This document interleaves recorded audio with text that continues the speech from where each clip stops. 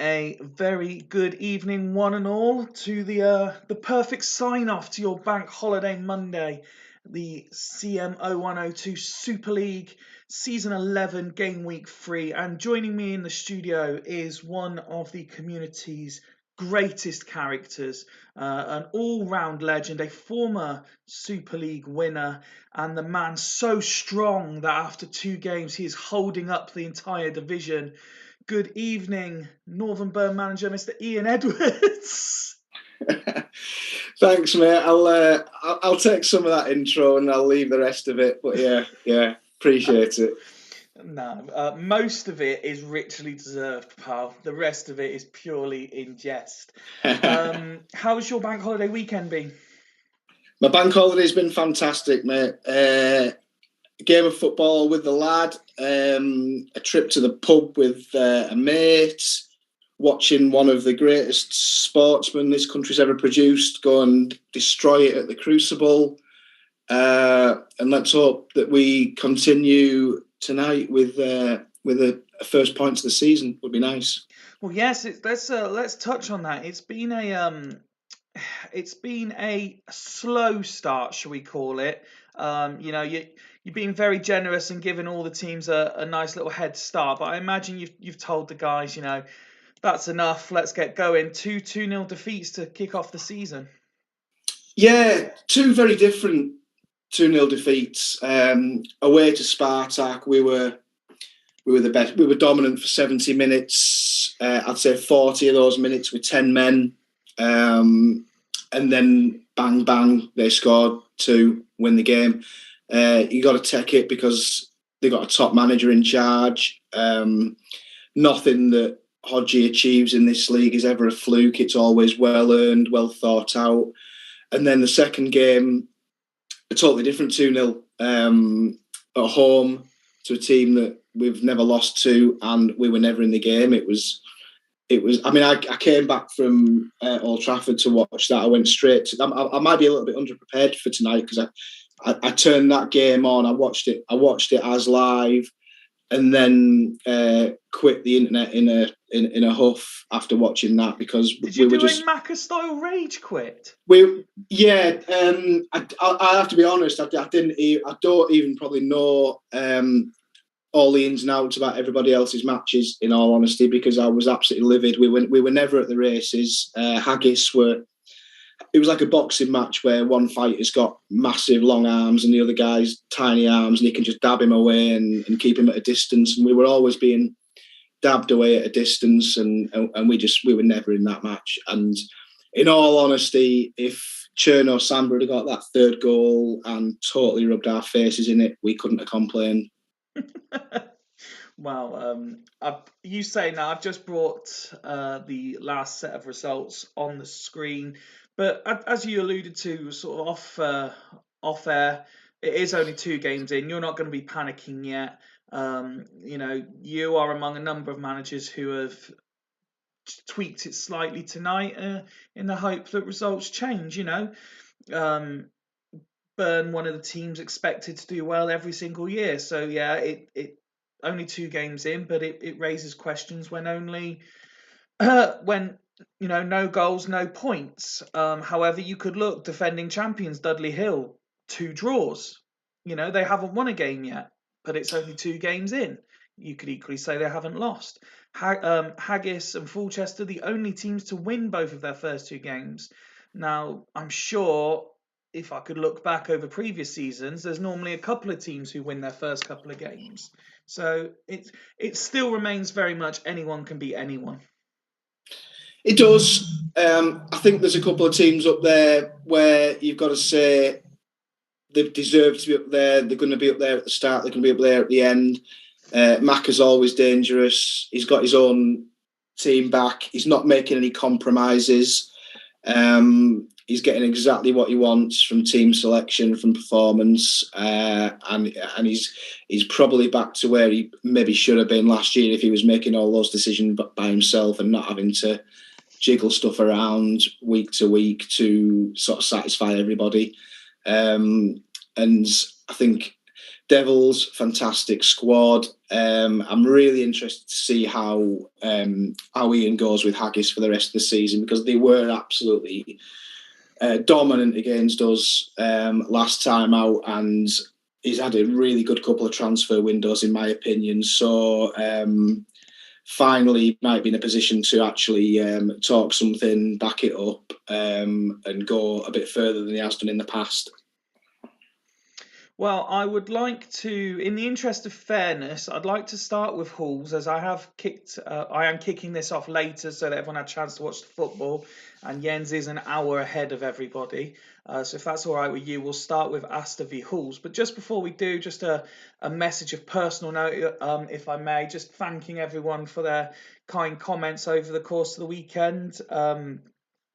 As most of you will know, my son took part in an 18-hour grading and assessment over 3 days, Friday, Saturday, Sunday, in mixed martial arts, in an aim of getting his black belt that he's been working towards since he was, I'm going to say 6 years old. It may have been 7. I'm pretty sure it was 6 when we started him. It got delayed twice because of COVID. He should have really gone for it 2 years ago. But I was as proud as anybody could have been last night when he was finally awarded his first degree black belt, which included a result that had a multi-time British and world Thai boxing champion mark him as excellent in technical standards. So I was able to watch his fitness section. It was a 3-hour fitness testing on Sunday morning, and what he and all the other candidates went through was unreal. I mean, I was supposed to have gone for it. There's no way I would have been able to achieve anywhere near what Aidan did this weekend. It was unbelievable what I watched just on the Sunday. But yes, thank you very much for all the very kind messages for everyone during and after when you heard the result. I very much appreciate it. So thank you very much. But on with the action, and Astor at home to Halls.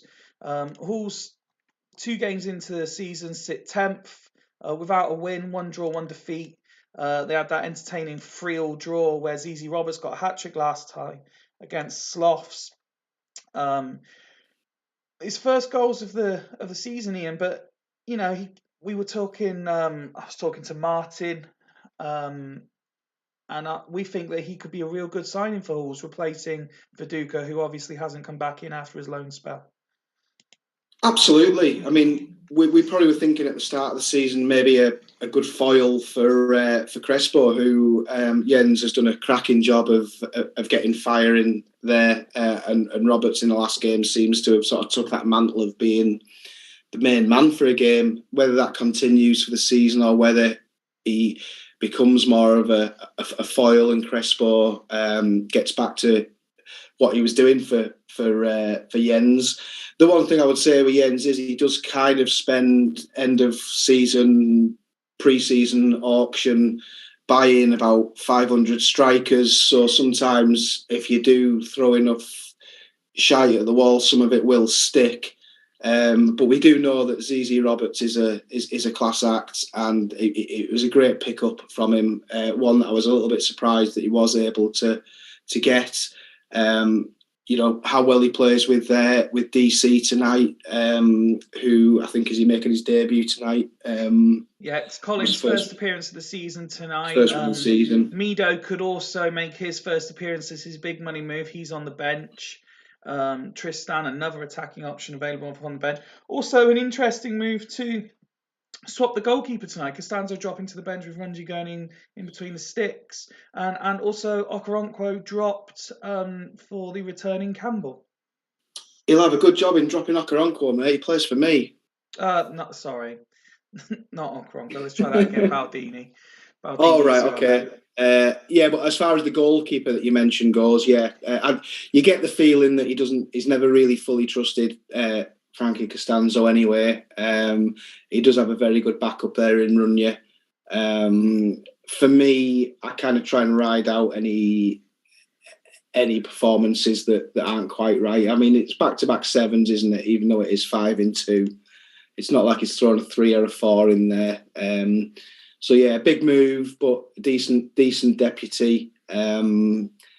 backed up by a fantastic squad and a very strong 11. Still not able to name his out of league signing, as he's been away at World Cup qualifiers basically since he signed, which must be a bit of a frustration. But he's not the only manager to have people away on international duty at the start of the season. But looking forward to welcoming him into the Super League squad, I'm sure. Yeah, I mean, how much of a miss he is. We've seen in the past, haven't we? That I think was it Dragons tried to get something out of him in the Super League. I mean, obviously he's fantastic on home saves, yet to do it in the Super League. He was kind of a punt at Dragons, didn't quite pay off. So yeah, is he going to be a big player? I don't know. As for Asta, Luis Allen available to play against his parent club. West still injured, as he has been since he signed. Ambrosini still not fit again after his injury in game week 1. However, we do have a debut for Wes Brown, who's finally fit. Yeah, cracking acquisition, proven. He's got great attributes there as well. Alongside another decent centre back, I think they're a good partnership. Protected by an okay DMC. You know, whether he can probably do that there on his own because he's protected by two very defensive-minded centre mids. Finnan, a great acquisition from Dudley Hill. I guess if you can keep him fit, seems only safe to spend most of his time in the treatment room. But yeah, I think a squad kind of shaped in the Alf mould, even though he's kind of not playing Alf tactics so much, and two very capable strikers. So yeah, good balance. And a decent start for Alf. A win and a defeat in his first two. The defeat last time out 1-0 away at Fulchester. In what was a fairly even game, in fairness. It's just Asta's attacking players let him down in terms of converting chances. Widely tipped to finish in the bottom two, but shown in the first couple of games that there's certainly something about them. Yeah, I mean, widely tipped by everyone, including Alf. Alf talks about trying to finish 13th, possibly pushing for 12th, doesn't he? I think he's proved in the past that he's capable of a lot more. Not always with particularly better teams either. I think it's sort of widely sort of assumed that Alf ends up with a worse team than he starts with, but he still always seems to get a decent tune out of them. So, yeah, never write Alf off. So for the first time tonight, then, can I have your predictions, please, Mr. Edwards? I'm going to go for a home win by 1 goal. I'm going to go 2-1. 2-1 to Asta as we kick off the first game of the evening. And Rossini scores in the first minute, but it's been disallowed for offside. But off like a flash were Asta. But it is Halls who take the lead through Starman Vogel on 12 minutes. And then a load of time flies by. It looks very Halls dominated now. I say that as Asta begin to come forward again. It looked like it's Michael Owen who missed an opportunity there, but we are at half an hour.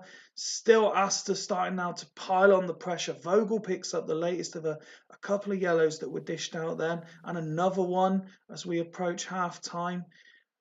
Asta still pressing for this equaliser, but it's not to be.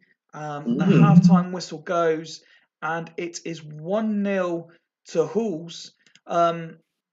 Chances created seem a lot lower than I thought they were, Ian, but there was certainly waves from both teams where they were trying to build a bit of pressure. Yeah, it's been a quiet half, hasn't it? And I think sometimes you get that where, you know, that early disallowed goal, it kind of cuts the team off at the knees, and they kind of struggle for the rest of the half. I think Hull's done well to hold their own. They're edging the tackles, and they're obviously edging the shots on goal. So yeah, I mean, I kind of, you asked me for my prediction at the start, but I do have to remind everyone, I think I came bottom of Swan's prediction league last season. So what my opinion counts for is up for debate. Well, Asta did get off to a flyer with the goal, but it was disallowed for offside. I've just double checked that. We click on their stats, and the whole team seems to have been involved, with the exception really of the front two.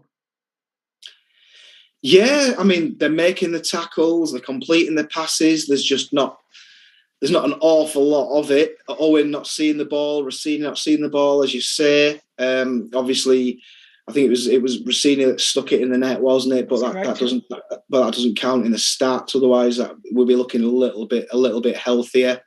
Maybe just need to maybe get into the game a little bit more. It'll be interesting to see whether I haven't got the chat up, so I don't know whether Alf's around or what he's going to do for the second half. Both managers I have seen in the chat, so we will await instructions from Alf. While we do wait those instructions, we'll click over to Halls as Alf announces that he will be making a change, which we'll do shortly. Look at Steven Gerrard then, absolutely dominating midfield with a 9 out of 10 rating in the first half. Yeah, he's bossing it, isn't he? 7 tackles, 6 made. He's contributing with his passes also. Cosmin Contra. As a player you know very well. It pains me to see, but you know that he's going to be averaging an 8 at half time. You know he's probably going to be on at least an 8 at full time, even with the yellow card. There's the worrying thing, I guess, for Asta there is that the numbers look good. There's room for improvement. There's a couple of guys who still aren't seeing the ball. So yeah, it does look a little bit decent for Jens's boys. Excuse me, I'm just took too much water on there while you were talking. Just to say, no change for Halls at halftime. But the new young signing that I was very excited about in pre-season does come on for Michael Owen. Do you think he's going to have a significant impact this year, or do you think that would be one with a view to the future if this save was to continue? Yes, maybe. He's not a big enough player, is he? And I mean, I'm personally the one there for keeping Owen in all season and maybe not touching him and maybe seeing what he can do. Yeah. Well, let's head off to 60 minutes then. As the first 6 minutes go by with absolutely nothing happening. Asta with the first chance of the half but failed to convert. Approaching the hour mark now.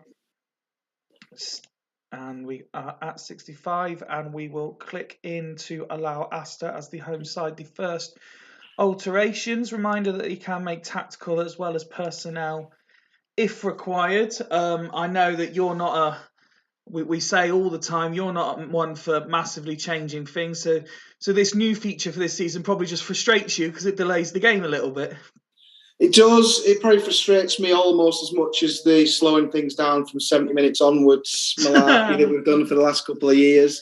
None of it frustrates me anywhere near as much as Ryan clicking on every button going when he was in charge. So you don't have to worry on that score. You've raised the bar slightly, and I think probably because it's kid in a sweet shop syndrome. Because it is there available, you're tempted to use it, and it's probably thrown me the last first game of the season. I was making too many changes. So yeah, but it's an interesting dynamic, and the lads have all took to it really well. Everyone's quite quick and smooth with it. In Asta's position here, you know that they seem to be getting, as we said at halftime, spells with the ball, and we are seeing the names like Franco and Rossini getting involved. Would you be tempted losing to maybe make a change? There's not really an attacking change available on the bench. Emre, perhaps from a creative sense. Emre for Liverani seems like probably the one for me. I mean, I'm not a massive Liverani fan in all honesty. I think Emre does come up with the odd goal from that position. I think that would be the change for me. Short of leaving it, obviously. Finnan's fitness may be a little bit of concern, but looking at match ratings as well, maybe Placente for Sorin as an option.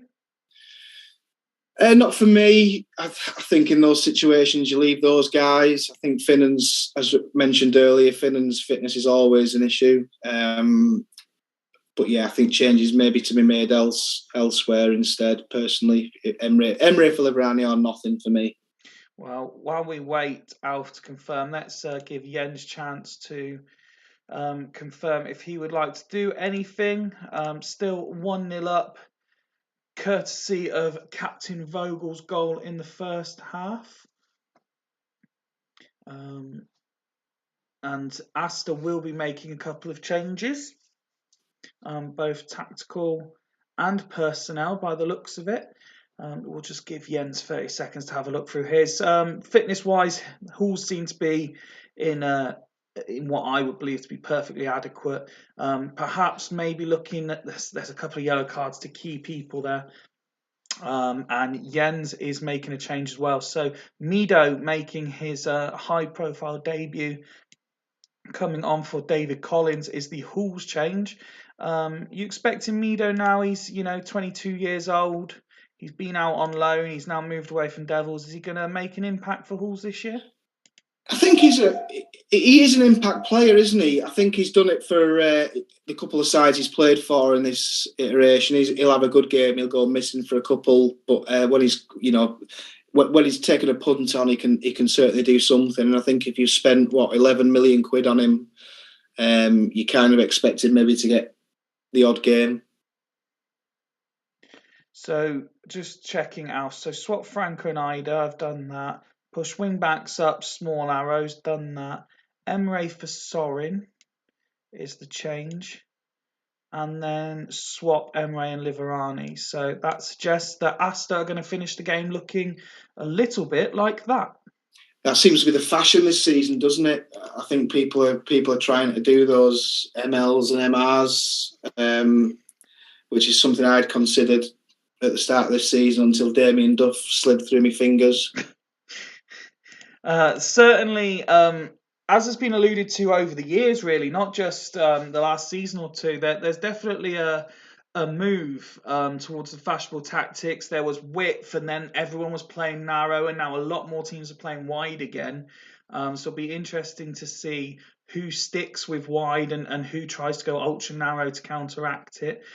Into the final 10 minutes, and the referee's pointed to the spot. It's a penalty to Halls.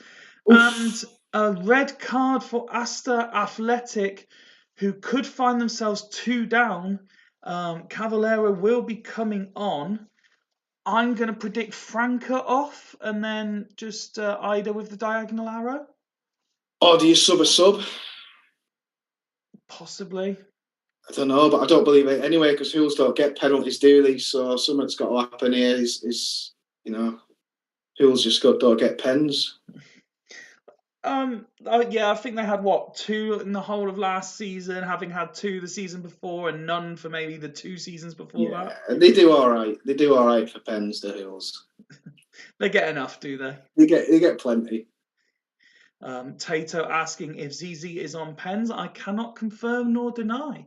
Some managers like to pick their penalty takers, some leave it to the game.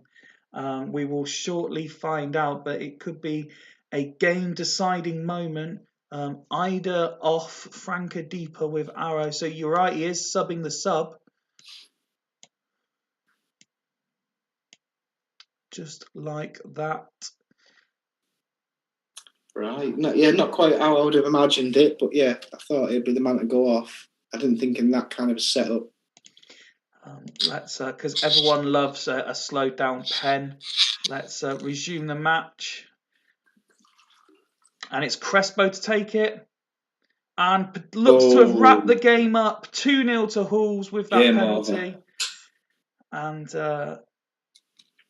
we're approaching injury time now, into the 2 minutes. There's the full-time whistle.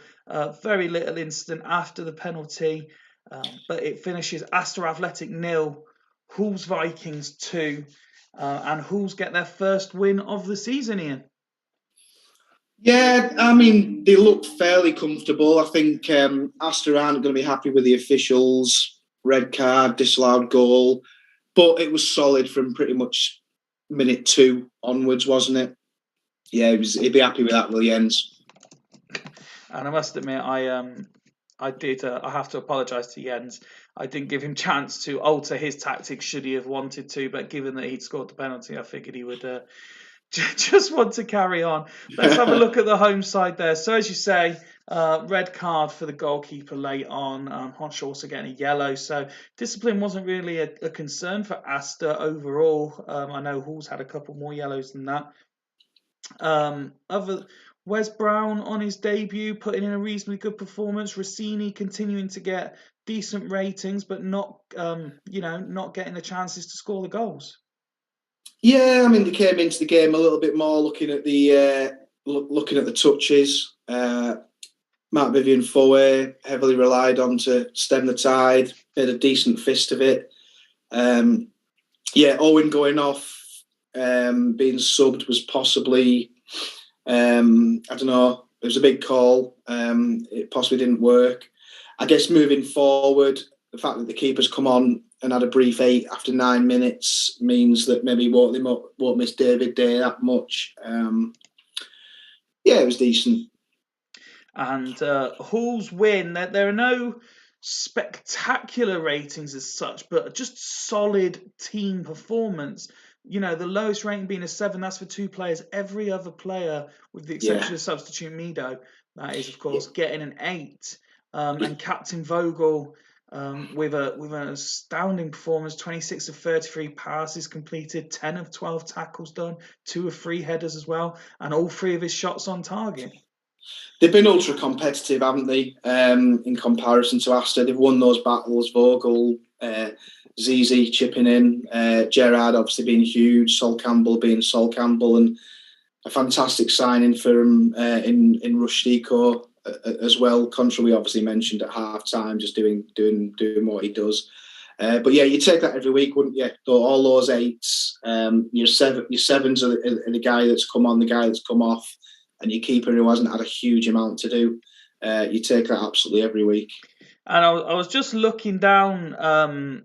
Obviously, Kandaya getting an assist, that's nothing unusual. But on debut, Mido did. His contribution was an assist as well. I imagine he was probably the one fouled for the penalty. Yeah, that's what you pay the big money for, isn't it? You know, it was a big fee. He's come on, he's made an impact like we said he could do. Jens will be well happy with that. Congratulations to Jens and Hull's commiserations, Alf and Asta. Let's move on. And the game has decided we've got the battle of the returning managers as Spartak Sloths under Hodgie take on Rob's Devils team.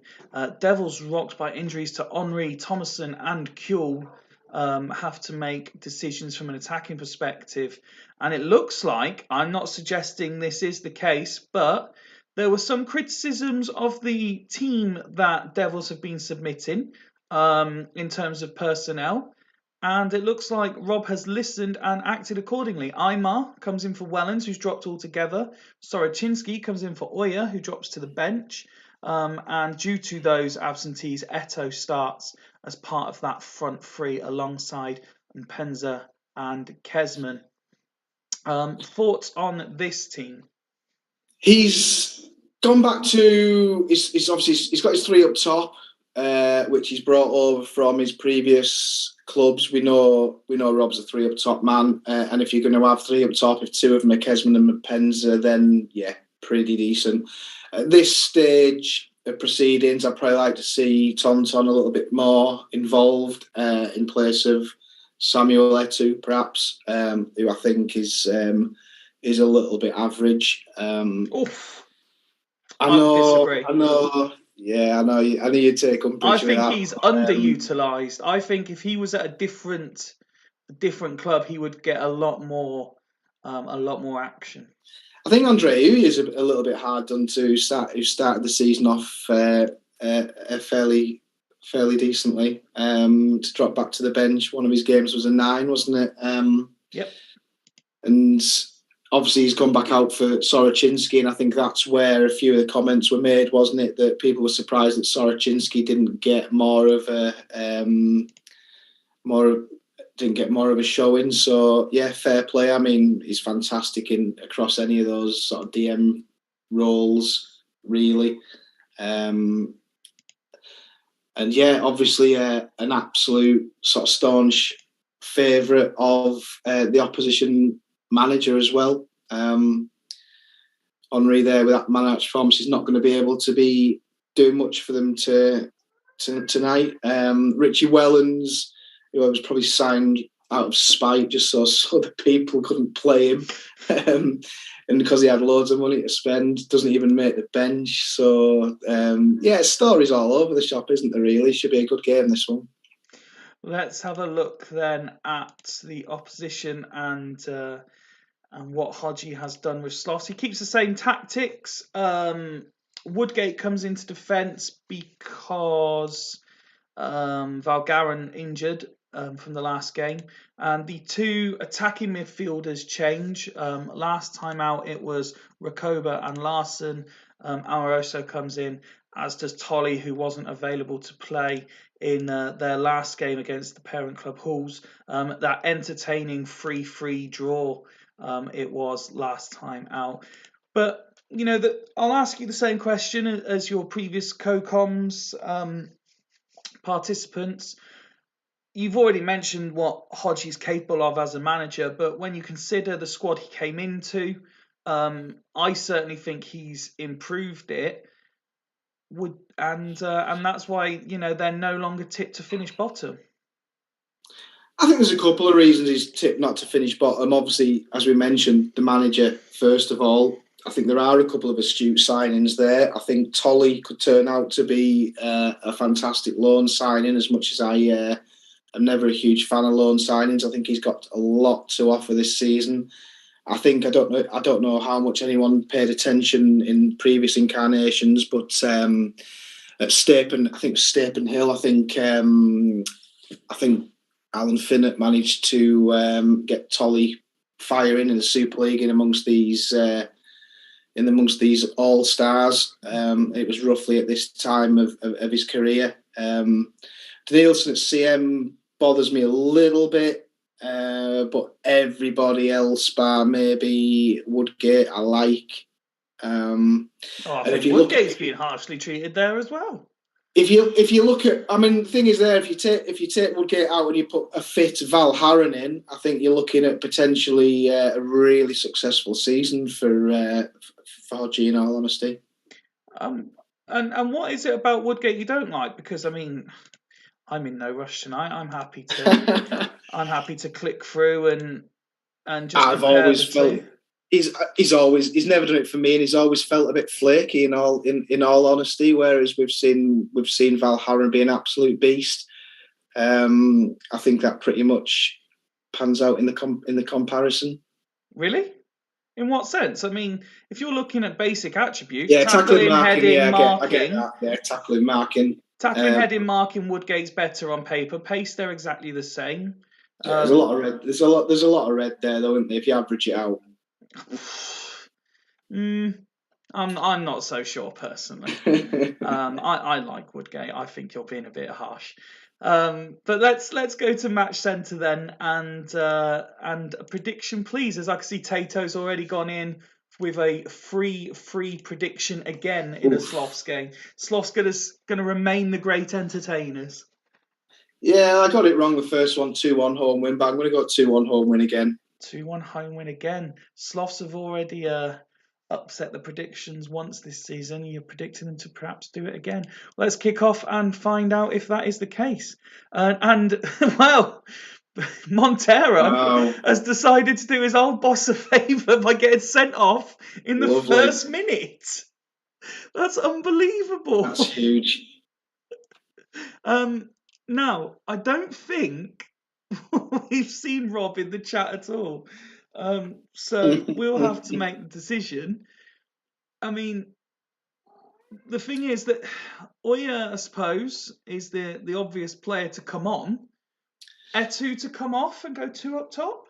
Well, I think when you're playing 3 up front, the safe call to please everybody is probably to go 2 up top and bring one back. So, yeah, you're probably looking at it. And whether or not you did Soroczynski for Uya or not, I don't know. But the less changes, the better for me. So, yeah, potentially like that. Happy with that, yeah? Yeah, the nuance of it would be maybe do you lose the arrow off Soroczynski, but how much do we go into it as I don't want to alter too much from what he's selected. I'm quite happy with that. But so we have a very, very early penalty. Montero sent off in the first minute. Let's see if Sloths can take the lead. And it's Amoroso. Oh, it wasn't even a penalty. It was a free kick. Oh. Wow. I thought it would have had to have been a penalty in the first minute, but there we go. Game changer, right? And that's a penalty. And this time it has been scored. I don't know what's going on. I've lost hook. I think it's reassuring, And it's isn't it? 2-0 Pizarro on 15 minutes. In this ever-changing world, at least some things never change, and Rob's disciplinary issues follow him whichever club he's at, don't they? So we are at 2-0, and there's a yellow card for Nesta. 37 minutes now and it's 2-1. Soroczynski scored. Wow. Wow. What a half. Let's delve straight in and see what exactly happened. First minute, Amoroso flicked the ball on. Tolly picked it up. Montero pushed him and was sent off for a professional foul. Now, me and you have been around the Super League long enough to see players hack players down much more forcefully than that and only pick up yellows. Absolutely. Yet Montero's done a push and been sent off. And we are well used to Montero missing a lot of football, but usually it is for the accumulation of many, many yellow cards, isn't it? As opposed to the Reds. Well, let's have a look at the match stats then. It is Sloths 2, Devils 1 at half-time. Both teams creating chances. Devils, to be fair to them, creating a number of chances considering they're a man down. Yeah, I imagine you're right, Hodge. He probably was because he was last man. Doing you a favour, that's for sure. But yeah, plenty of drama, like I say. So the first minute red card, which was actually for a free kick, not a penalty. Then there was a penalty, which Kivu scored, and then another 2 goals besides him. Plenty to get your teeth into there. Absolutely. I mean, Devils actually on the face of it, you would say look like they're kind of having a bit of domination. I mean, Spartak's loss have just been clinical more than anything. They're not seeing an awful lot of the ball. Devils were making all the tackles, making all the headway. But the Sloths are just sticking it in the net. I know it's going to be a really difficult second half now, isn't it, for them? And just a word again, I pointed it out, I think in the first 2 game weeks, that I'm very much looking forward to see what Pizarro is capable of as clearly the main man up front for Sloths this year. And that's now 3-3 for him. And we know he's done it in a 3 before in the Super League as well, and been one of the best sort of strikers in a Super League in a 3 before. So yeah, he can certainly do it. Hodgie going straight in with a change. Larson for Tolly at half time. Let's have a look at what the Devils are doing. Nesta and Van Bronckhorst both picking up yellow cards in addition to Montero's red. And it's Soroczynski, the best man on the field at the moment for the Devils. Probably not a surprise, and certainly won't be a surprise to Hodgie. It's his favourite, isn't he? He is. Yeah. I mean, if you're going to go a man down at the back, at least you've got one of the better defenders, Nesta, to come alongside and try and help you out. 5 tackles made, 5 tackles won, 3 of them key. Backed up by Barry. A little bit by Amar as well. But he'll be looking second half for Amar to do a little bit more going forward. Maybe add to that 1 key pass. Maybe add to that 1 key assist as well, because they're going to need something. But looking at the way they have been able to produce, if they can get one of those guys up top to convert, get something out of it. It just shows you how early that was, that there are 2 players on that screen with 0s on every single stat there. that none of them had contributed anything before that. No, I did. I told you I wouldn't contribute much, though, didn't I?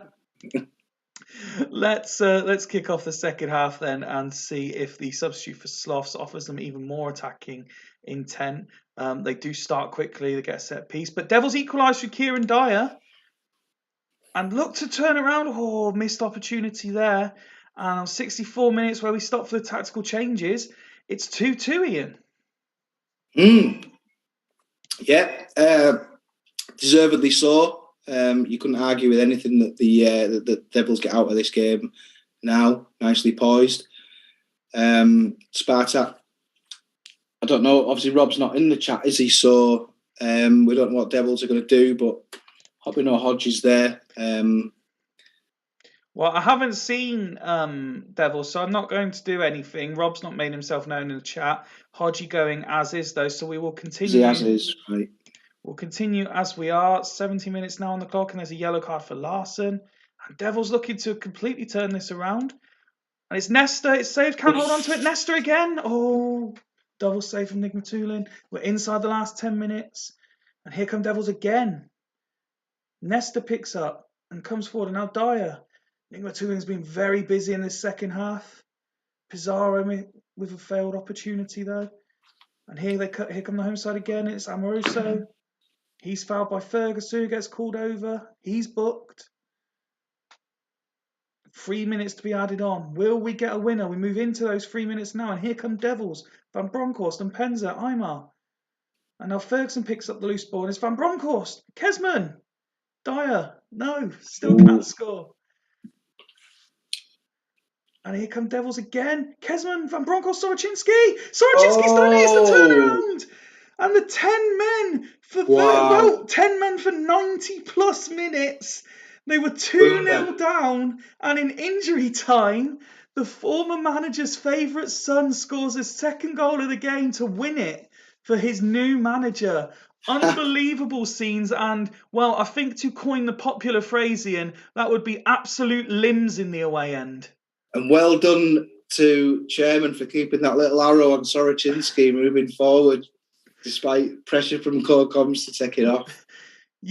Sometimes you just cannot write the story, can you? Soroczynski at the double against Hodgie. Lovely. Well, not lovely, no. I mean, everyone was quite close in the chat. Weren't they? 3-3 was bandied about. I thought it'd be close. Maybe slightly one goal the other way. What a great game, though. Unbelievable. And when you look at, I know it's Hodgie complains that we base analysis firstly off this stat, but looking at chances created, for Devils to have created that many with a man less for the entirety of the game is an incredible effort by them players.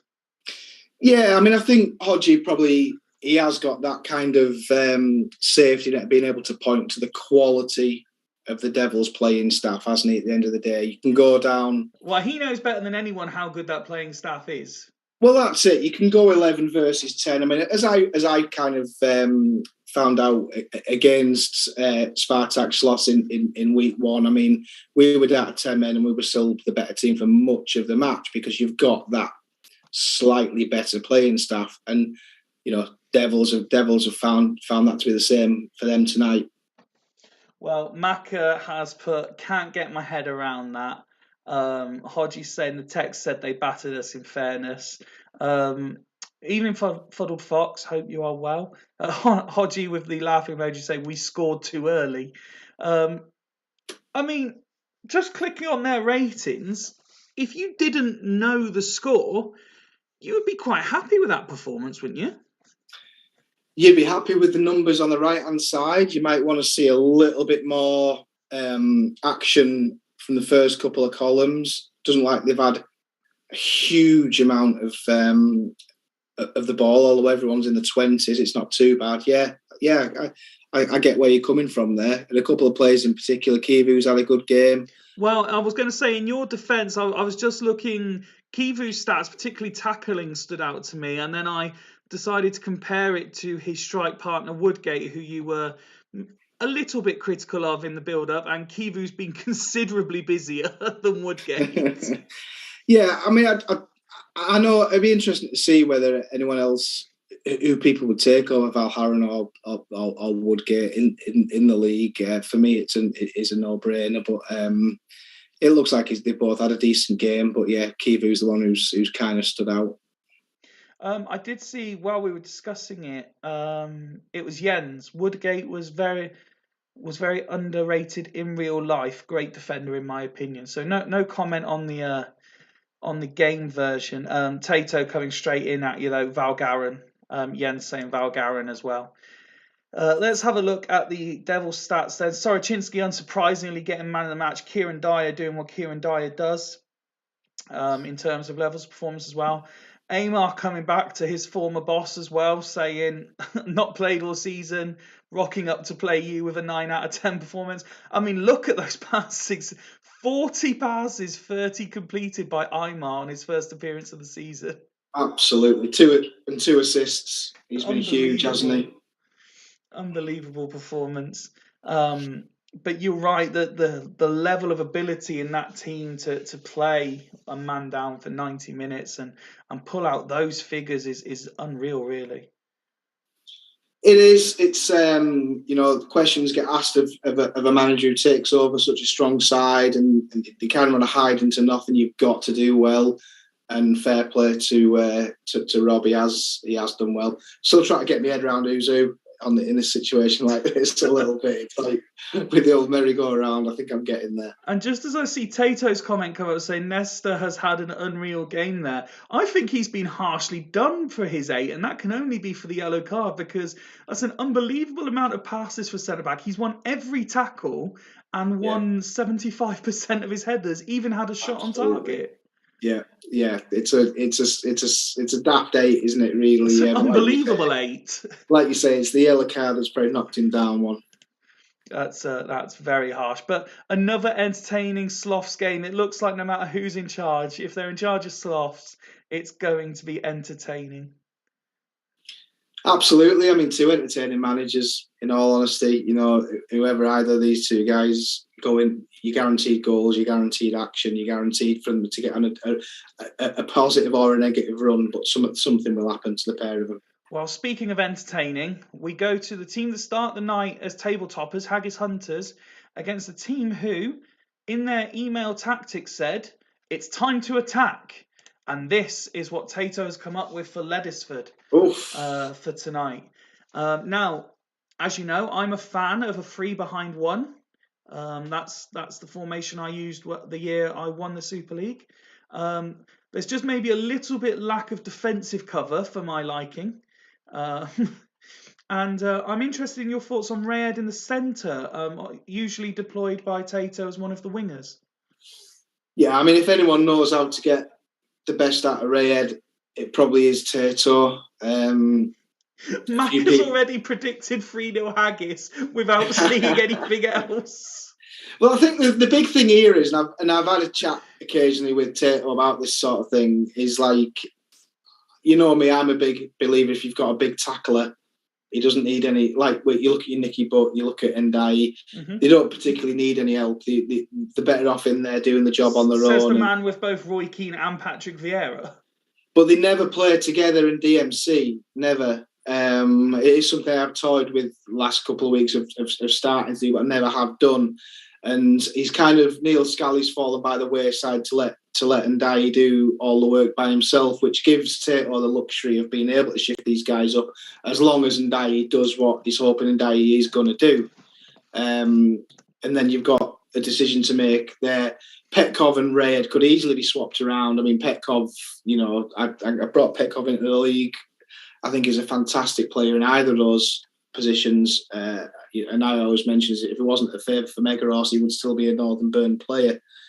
Gallardo, a great auction acquisition. I think he's particularly well developed at the moment. Diop probably shouldn't really be anywhere near that team. I think I'd much rather even see Constantino running forward from AMC, even though he's not really probably supposed to be doing that. I'd still rather see anyone up there than Diop. But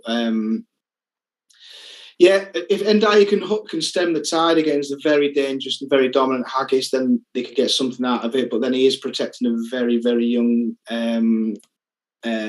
underdeveloped central defender as well, isn't he? In Krug. He is indeed. Although he has got some very nice stats in very nice places. Oh, he has ticked along, hasn't he? Yeah. Interesting to see the reaction as you were giving your analysis there. I know you said you haven't got the chat up. I'm not sure if you have done since, but just I have now, yeah. Just go through some of these. Tato saying, got to take it to the champ select. Rodeo Bibbin saying, love it. I'd have rotated Raya, Diop and Petkov anti-clockwise one, but great to see this team. Duggan, that all kind of bat shit, and I'm all for it. Well in Tato. And Tato again saying he's interested to see Rayed here. Massive trial for him instructions wise. So just the 1 point out of 2 games so far for Leddersford. So they're looking for their first win of the campaign. Let's have a look then at what Haggis have done. They've made a couple of changes. They keep the formation still for the third time this season. Bruno returns to the 11. Joe Cole comes into the 11. And is that it? Yeah, just those 2 changes from the last game. What is it that you think Joe Cole will offer? Because it's not like there's an injury or suspension here. He's just been dropped from the squad entirely so that Joe Cole can come in. As Ian identified that this is maybe a team they could attack more, and that's why Cole's come in.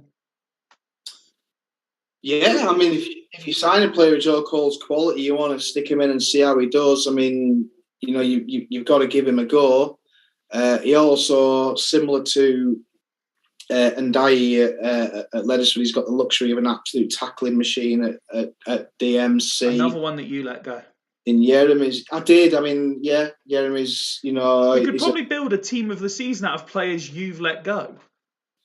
You probably could. I mean, I didn't let him go until they'd got their medal around their necks. So it was a case of trying to move things on, freshen them up, and make them different. I actually, in all honesty, if I could have either of them back, I'd take Samuel back. I think what Samuel at this moment in time and at the end of the season, I let him go. Was the best in the business, and he's an absolute huge loss for us. But it was part of the Vieira deal, so yeah, it had to be done, and he was getting Hoffland in. But yeah, very, very good balance to that team, and he's also got options as well. He doesn't have to just stick to that. There's plenty of shifting around that they can do if things aren't quite going their way. So all looking quite rosy for Ian's boys at the minute. Yeah, so like you've unfortunately suffered 2-0 defeats at the start of the season. They've had 2-0 wins at home to Churchtown and away to yourself last time out. So a very good start indeed by Haggis. We'll head to Match Centre and ask you for your prediction on this one, please. I can't see past the home win. I'm going to go 1-0. 1-0 to Haggis is the prediction from CoComs. And there is the goal, and it's Duff. Mike Duff opens the scoring on 8 minutes from the right wing, and it's 2-0. Mendieta on 13. And Ian firmly is at the wheel because, it's 3-0, Mark Viduka. Haggis are running riot here as Diop is given a yellow card. And unfortunately for Tato, this has gone horribly wrong inside half an hour. It's Casas. 4-0 in the first half by Haggis. Unbelievable scenes. And they come forward looking for a fifth. And now Leddersford try and pull one back. Petkov can't convert. Krug's booked. And there is the half-time whistle. Wow. Haggis Hunters 4, Leddersford 0. And all scored within 32 minutes, Ian. Yeah, I see in the chat Tato blaming the keeper. We'll see when we get to that. But it just felt like an absolute barrage, didn't it? Domination. And finally, he's tried a lot of combinations, Ian, to get those goals. A lot of players, left a lot of players on the bench at a lot of times when people thought they should be playing. And finally, something seems to have sort of clicked in that attacking third. Just as you were giving your initial thoughts there, I'm just looking through the chat. As you said, keep on at 2. Hodgie, 5 Club Hodgie saying me back to Leddersford ? And enjoying Jens's Haggis like the old devils, absolutely relentless. Just hand them the trophy. Well done, Campbell. And then Duckett just saying, "Fuck me." Crikey. Yeah. Let's have a look at the dominant home side, Yap Stam. Who I've just seen has been named in Roy Keane's all-time Premier League 11. He's rating a 9 at half-time, as is Mendieta, as is Viduka. But really, it's just unbelievable ratings all round. I mean, if anything, the only thing I'm slightly disappointed in is how little Joe Cole's been involved. Yeah, maybe he's just sort of like easing himself into the scene, and the guys that are established there doing the damage. I mean, you've got to give him credit for Casas. I guess we've all had a look at him, and Haggis are the ones who took him and thrown him in, and he's doing a fantastic job. You know, Mike Duff, I guess, you know, the question is when you're moving forward to MR, is he going to do it? And he does, and he's obviously he's a good version of Mike Duff, isn't he? And he's doing a cracking job. Jeremy's hasn't had to make that many tackles, which is quite a strange one for him. He's actually only had to win 2 tackles. But yeah, I mean, crikey, what can you say? I mean, it's been a tidal wave, and Leddersford haven't been able to cope with it. And he's absolutely right. Keep us on a 2. He is right. Keep us on a 2. It's the first thing I looked for. And one of the most reliable goalkeepers over the course of this save in the Super League has been absolutely ripped apart. Is it a season too far for Taibbi? How is he looking, Taibbi? Is he still in fine fettle? Yeah, he should still be doing okay, shouldn't he? Tato said Taibbi off immediately, and Doug had just put in 2 with lots of question marks. While also pointing out, Haggis yet to concede a goal in 220 minutes of football, which at Super League standard is unbelievable, really. Wow, yeah. That's pretty much the opposite of Northern Burn. You haven't scored a goal in 220 minutes of football. So. Radio Vivis say Tony Warner formed that. And Mr. Savage, Ian B. Mountain giving Toby a Glaswegian kiss before kick-off. Tato, anything else you'd like to do to try and... I mean, you've got 5s all around the shop. Here we go. Go 3 up top, both wide at AMC's push-ups. We're going like that and like that. Swap Diop to left mid and take Petkov off. No, try the right player. And take Petkov off for Galletti. Oh, right. Fair play to Tato. He went balls out. It's gone wrong, so he's going even more balls out. Yeah, he's obviously fancying scoring 5 in the second half, isn't he? Jens saying, think this is just the second time this Sabre goalkeeper's got 2. David Seaman did for Alf season 1. Costanzo's got a couple of frees. Wow. I think you're right there, and that's one hell of a spot. Krug off for Scally and swap with Ndai as well. So like that and like that. So all 3 changes made by Leddersford. Dangerous should they lose a player in the second half, but understandable given the situation. Do you expect the changes to have any real impact, if not on the result, at least on the performance? Well, I guess it's one of those situations where Tato's probably disappointed he can only make 3 subs. No, I don't expect their goal seems to be a ball magnet, doesn't it? So I expect it to make no difference at all. Well, Ronaldinho scored. He's got 1 back. It's 4-1. Comeback's on. Can they make a game of this? It's 4-2. Lee Chun-Soo scored. Look, let's slow it down anyway. There might be 2 goals in it. Why not? And a shed load of time before I've even had a chance to click on it to allow Ian to make any second half changes. So with 7 minutes to go, it's 4-2. His ratings are still great, aren't they? They haven't dropped off. I think they're probably in control. Just enough. Although at 4-2, is Ian gonna the old arse cheek's gonna be wobbling a little bit. He is making a change. Kalushny coming on for goal. He's tightening it up. Yeah. Let's see. You can't blame him. He's called it disgraceful. The second half performance so far. So including injury time, there's probably 10 minutes left. Can Leddersford get 1 more and real make a humdinger of this game? And it's Scally and it's Chun-Soo Van Nistelrooy goes flying over the bar. 2 minutes to be added on. And here come Haggis looking for their 5th. It's Bruno. It's a horrible, horrible effort. Free kick to Leddersford. Straight at the goalkeeper. Leddersford retain possession. And it's Giggs, but it's inches wide. and a very, very entertaining game ends Haggis Hunters 4, Leddersford 2. Catch your breath, Ian, and then let us know what you thought of that. Well, first of all, yeah, it makes. I mean, I did predict the home win, but it makes a mockery of my sort of like 1-0 nicking it. And I guess like Tato probably can take a little bit of heart from winning the second half and the fact that he's evened up the shots on goal, on target, all that sort of stuff. He's competed over 90 minutes. I think where he's obviously going to be really distraught is the fact that the game was already over by 35 minutes.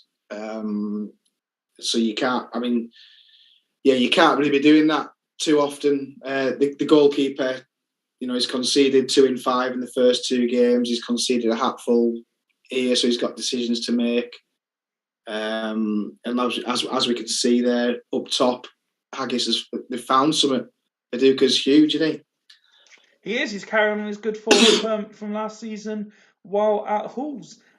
Just seeing here, Tato saying you can't do fuck all with a 2. Maka saying that's just a glorified 2-0. Jens saying Haggis on the march. And Mike Savage, for the keeper forgetting his gloves, that was a lot closer than the score suggests.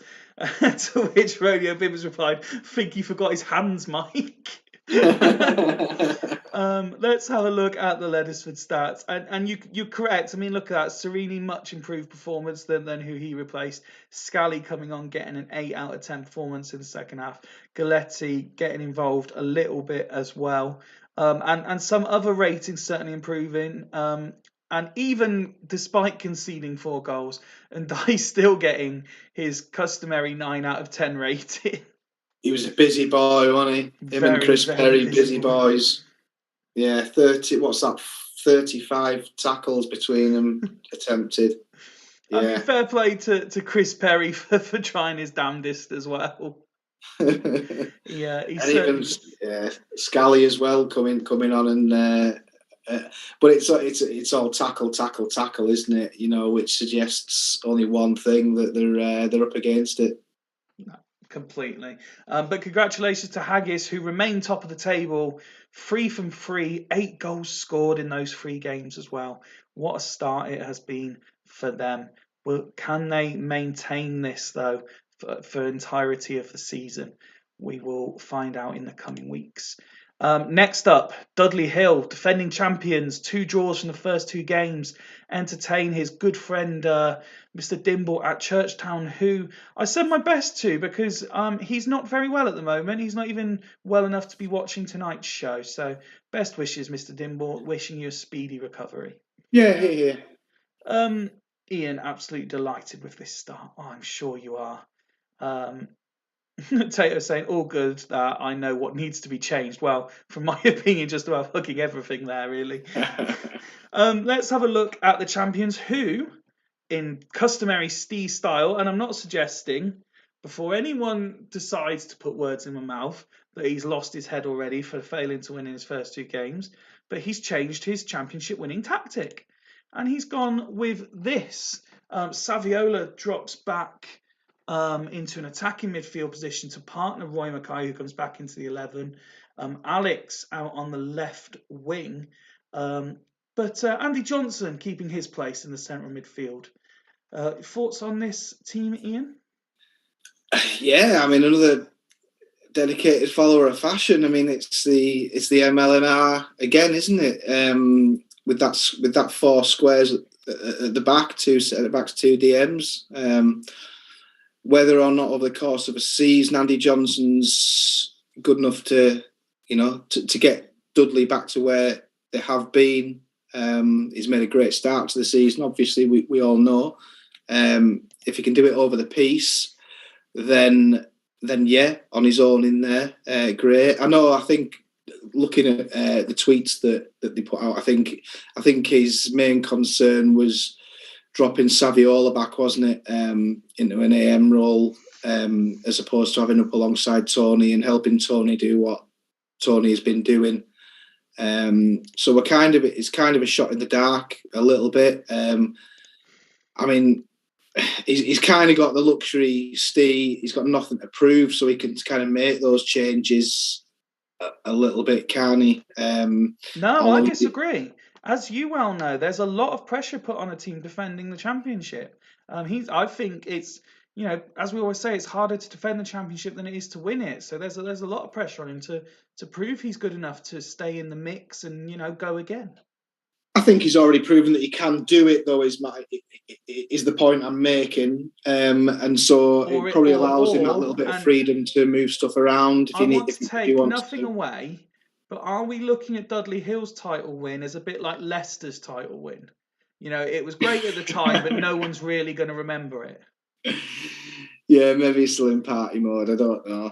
No, I think we'll see if he doesn't win up, the next 2 or 3 games, or maybe if he doesn't have an absolutely dominant run over the next 2 or 3 games and he changes every single match, then perhaps he goes back to the old ways. But I think this one little change, it's not saying he's going back to the old Steve way of doing things. No.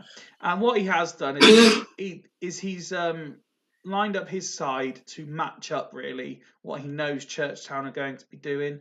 And Churchtown go unchanged from their 2-1 win over Bostock Stanley. The only alteration is on the subs bench where Fitigen Hussein comes in for Santa Cruz. Jens, if Rio finds himself impossible to score, if Rio finds himself, it's impossible to score on that back four. But yes, Churchtown unchanged, and they've made a steady start. They're up in 8th, 1 win and 1 defeat, 2 goals scored, 3 conceded. So not an awful start. And like I say, last time out they beat Bostock, so looking to build on that win. And that the New Mexican keeping Terry out of the team by the looks of it as well. Well, just about anybody should be keeping Terry out of the team anyway. But that's just but he's been a bit of a mainstay, hasn't he, for Dimble, and he was part of that sort of really good run they had towards the back end of last season. So it's a call that's worked out, okay for him in that game. Whether it continues to do so will be interesting to see. I really need to, and apologies that I don't. I need to find out who is running the Rodeo Bibids account, because that's quality. Everyone will remember Dudley Hill's glory season, just like we remember those seasons where they managed to win a match. Let's go to Match Centre then, and your prediction for this one, please. It's a draw, isn't it? It's a 1-1 or a 2-2. I'm going to go 1-1. Well, now you said that, strap yourselves in, boys and girls, for a 5-4 humdinger. Yeah, I've done well tonight, haven't I? Yeah. 10 minutes go by with absolutely nothing happening at all. But Churchtown is having the first 2 or 3 attacks of the game. A bit of fortune there for Dudley Hill. And another red card. And another massive red card. And it's Tomati. That's a huge one, yeah. Now, no pressure here, Ian. But the message I got from Dimble when he told me he wasn't very well is that he's happy for Ian to make any changes live on air. So this is all down to you. Really? Okay. It's got to be either Brugging or Agahower for Hack and Mild, hasn't it? So I go. Brugging's on a 5 after 20 He minutes. is, but Agahower's shit. It depends which one. It depends which one we go. And I'm taking their average ratings for the first 2 games. Go on. We'll take Brugging off. We'll put Mild on. Do you want him central? Yeah. Yeah. And we'll take. Yeah. Go on. Yeah, that'll do us. You're happy with that? Yeah, I would personally be taking that arrow off Mendes de Silva, but since you're in charge. But following your little. No, because I also was going to take the arrow off Sorochinsky. I didn't bother, so I'll leave it like that. Steve, would you like to alter this at all before we kick off again? Mike Savage saying eek, and Mac is saying Dudley's season didn't count, was like Leicester, no one cared. That's the big team mentality. Dudley were also 5,000 to 1 at the start of the season. Steve saying cheers, Macca. Everyone cared, Steve. Of course they did. That season will be remembered as much for Leicester winning the league as it was for Spurs finishing 3rd in a 2-horse race. Steve saying he's good to continue. So let's go back to kickoff then. And so Churchtown down to 10 men, but they're still coming forward. And there's a yellow card. And now Dudley beginning to build a bit of momentum. And he's gone narrowly over. And another opportunity. And it gets to half-time, Ian, and it's Dudley Hill 0, Churchtown 0. But Churchtown very much holding their own. Yeah, it doesn't feel too bad for them, does it? I mean, considering that you've taken away one of the best defensive midfielders on the game and left a massive hole in the team. Yeah, not too bad. Good evening, Mr. Megahorse, who says, what a game to arrive to, Battle of the Buddies. Mate, you've missed some classic Super League action already. There's been a couple of quality games at the start of the night, but I'm glad to have you with us nonetheless. Let's have a look at the current champions stats then, and it's just, there's a couple of decent ratings. You're looking in Addo there, who continues to be an unsung hero, I think, of this Dudley Hill team. Doing well, but the attacking player is not as involved as Steve would like. Yeah, I mean, Eric Addo's an interesting one, isn't he? Because everyone rates him. I don't know where he's underrated for, because whenever anyone talks about him, they always say what a great job he can do in certain situations, and he's never let anyone down in the Super League. I agree. But yeah, he's never rated as highly as, maybe it's the versatility, maybe it's the old-fashioned John O'Shea effect, if you like. No one rates him with the top centre-backs. No one rates him with the top defensive midfielders. Yeah, maybe. Yeah. And he maybe gets outshone by those other sort of like PSV players of a similar ilk. Alex is an interesting one, because I know Steve a few times has mentioned in the past when he's Alex, who he's never done much for him, and he's not really, cut the mustard for him. So yeah, Royce, another auction signing, maybe hanging his hopes on those, couple of standout games that he's had over the past couple of seasons, where he's caught fire for 1 or 2 games. Could maybe offer something against 10 men. And as the caretaker manager for this game, are you looking to alter anything at halftime here? Or are you not No, let's not rock the boat. I think that's probably why Dibble wants me in charge, because he knows I'll leave it alone a little bit. Well, let's see if we can get some more entertainment in this second half, as Churchtown have the first opportunity of the second half. But now Dudley start to come forward, and there's another yellow card, this time for Mendes de Silva. And it's Kaladze with his first ever goal, makes it 1-0, and the entirety of the 60s go past with nothing happening. So we're able to stop the game on 73 minutes, and it's Dudley Hill 1, 10-man Churchtown 0. Yeah, I mean, it's, they're grinding them down, wearing them down, aren't they? The damage actually isn't necessarily being done by the guys you'd expect it to be done by. Tony and Saviola very quiet. Saviola and Tori on a 6. Is that because he's split them up? Mackay not pulling up any trees because he's maybe got company that he doesn't need. I don't know. But I mean, they're doing all right, aren't they? We'll go. If I'm still in charge, I'm going to take Salas off. As is. I'm going to go. I'm going to take Salas off. Stick Hussein up front. Just try something a bit fresh. Yeah, I mean, Hussein has done a good job in the past for Dimble, hasn't he? So we'll give him quarter of an hour. Okay, let's see how that substitution affects things. Dudley not changing anything. Still a goal up, a man up, and we're inside the last 10 minutes. Another 10 minutes gone by there with nothing happening, but here come Dudley. And it's Tony with a header. Calm with the save, and Mild manages to clear.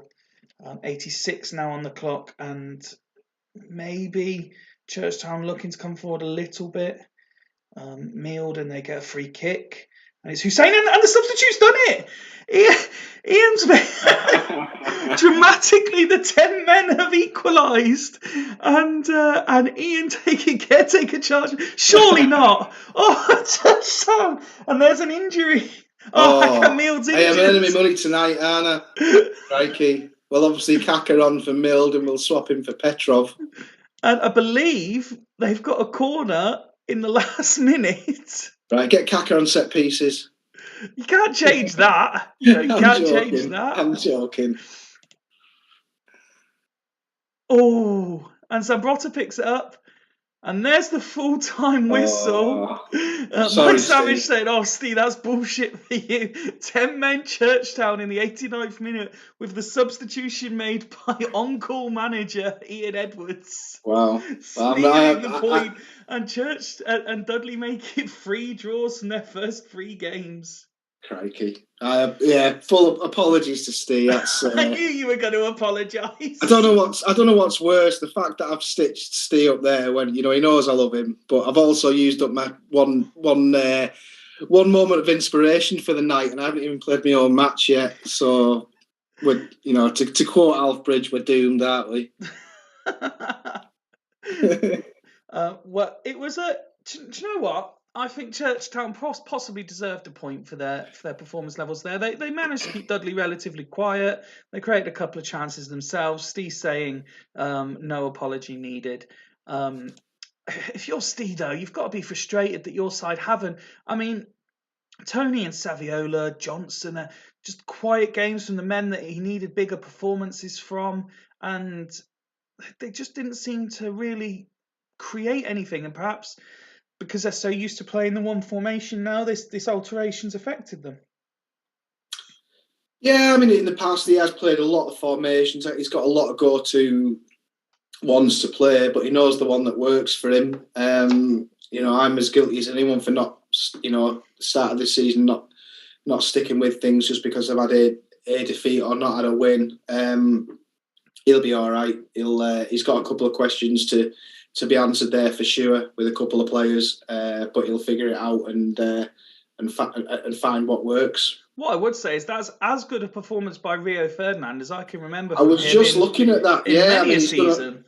There's been a lot of tiki-taka from him, hasn't there? There's been a few tackles, but he has knocked the ball about a little bit. Kalavti's obviously made or attempted to make a few tackles. So them two lads have been quite busy. Ado's had a great game, obviously. But looking at sort of shots on target and key stuff at the other end of the pitch, there's not been an awful lot of it.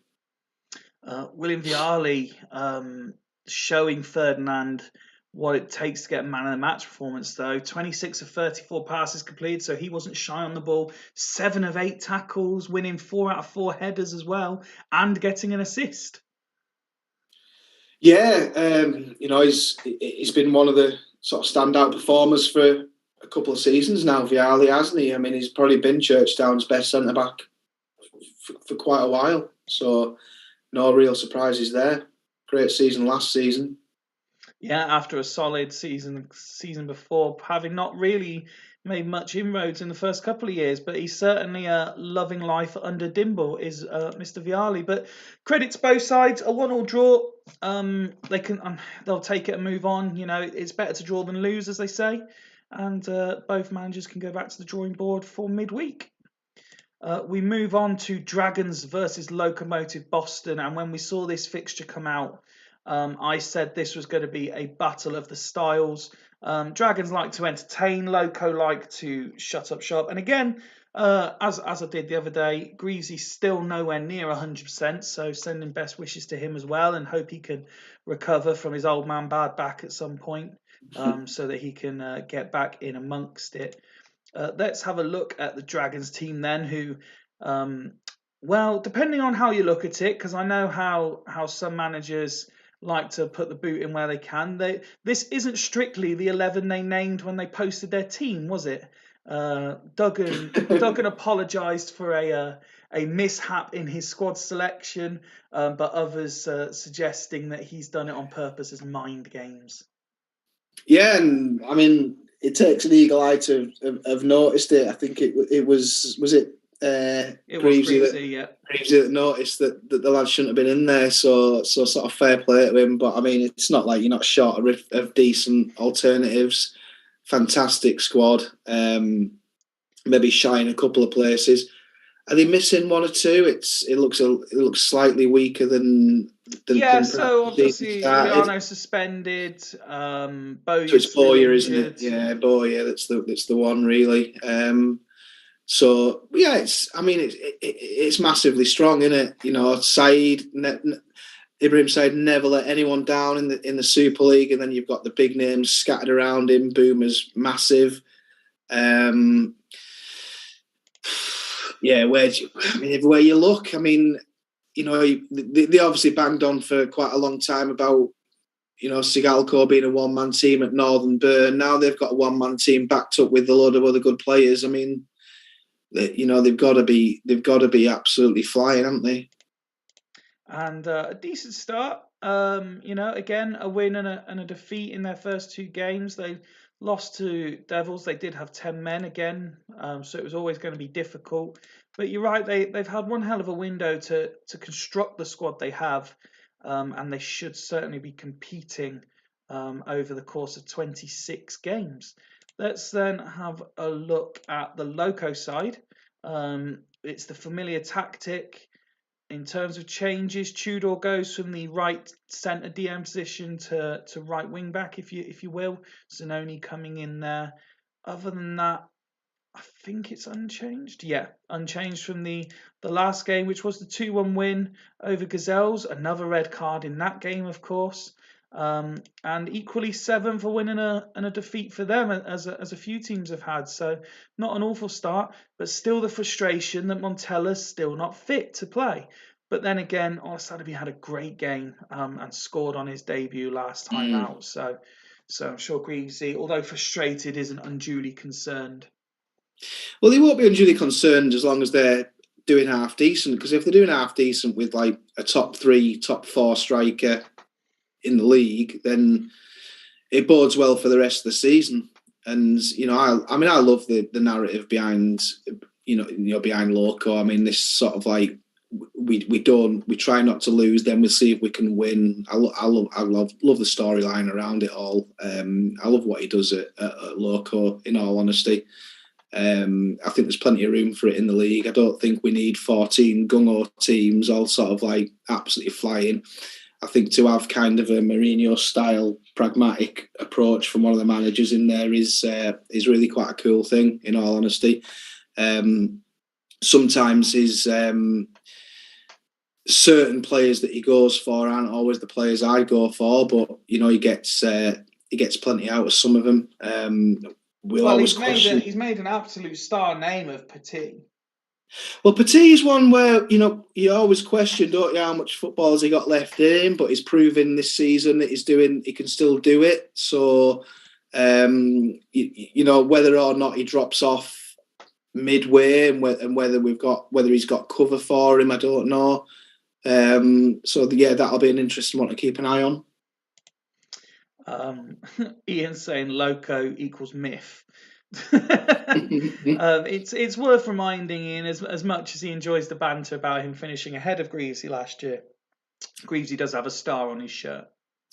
Yeah, and I know the eyebrows were raised when I was asked in the pre-season Zoom call. If I had to relinquish control to any manager in the league, yeah, I remember my team, who would it be? I know eyebrows were raised, but I have got a lot of time for Greavesy and the way he goes about things. And the score prediction, please.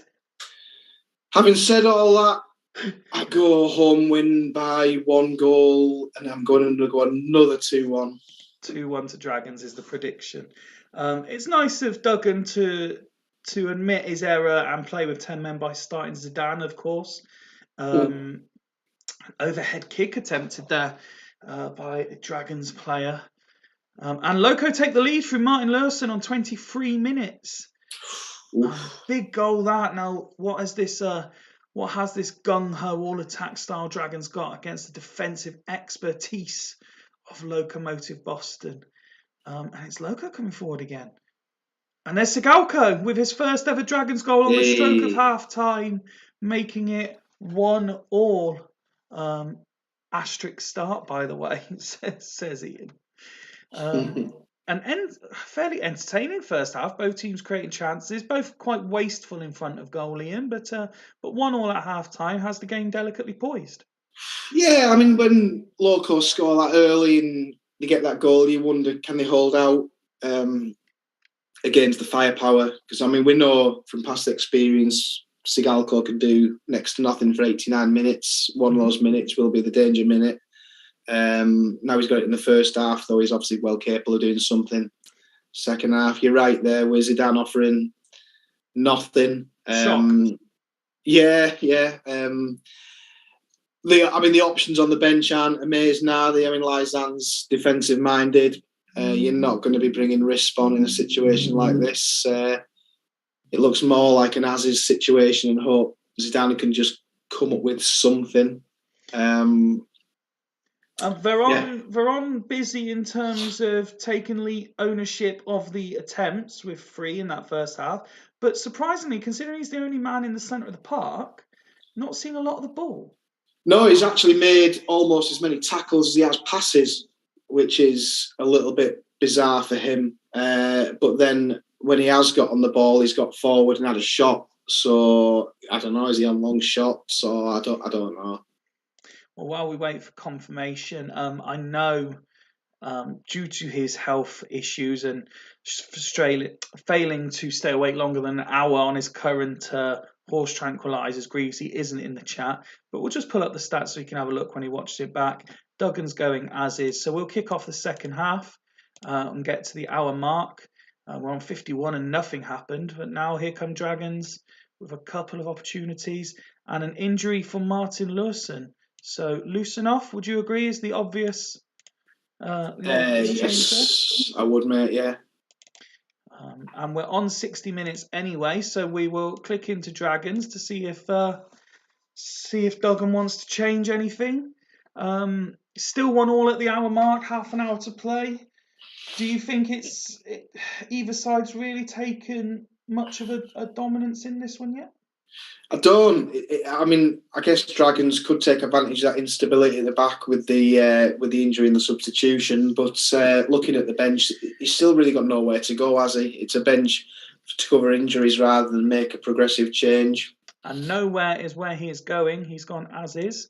And then another 10 minutes fly by with nothing happening. We'll slow it down though, 1-1. Have I put that on very slow or something? Nothing happened at all. There we go. It started going again. And it's Petit and Delvecchio, Scholes, Zanoni, and Olasadabi. Well saved. Here they come again, the away side. Scholes, and it's Tudor, but it's offside, 2 minutes to be added on.